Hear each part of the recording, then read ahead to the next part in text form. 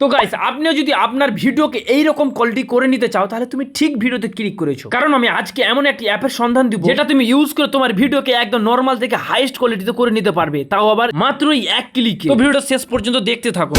এর জন্য শুধুমাত্র তোমাকে একটি অ্যাপের প্রয়োজন হবে, সেটি হচ্ছে উইঙ্ক। এই উইঙ্ক অ্যাপের মাধ্যমে দিয়েই তুমি তোমার ভিডিওকে 4K কোয়ালিটিতে কনভার্ট করতে পারবে। তো চলো কিভাবে কি করতে হয় সবগুলো তোমাদেরকে আজকে দেখাবো। আর তুমি যদি আমার চ্যানেলে নতুন হয়ে থাকো তো চ্যানেলটিকে সাবস্ক্রাইব করে আমার পাশে থাকবে।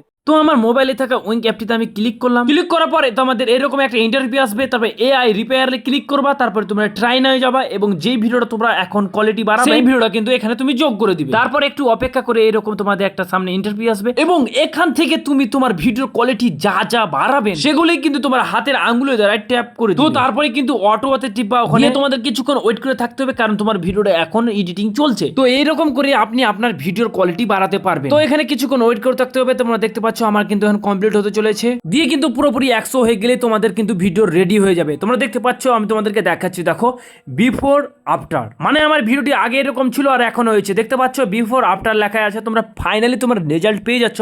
তো ভিডিওটা এরকমই তোমাদের করতে পারবে। তো তাড়াতাড়ি যাও, তোমরা ক্রোমে সার্চ করো wink APK mod download version অ্যান্ড্রয়েডেড। তো তারপরে কিন্তু তোমরা সেভে ক্লিক করবে এবং এখানে কন্টিনিউ টিপে তোমরা তোমাদের ভিডিওটা গ্যালারিতে পৌঁছে যাবে।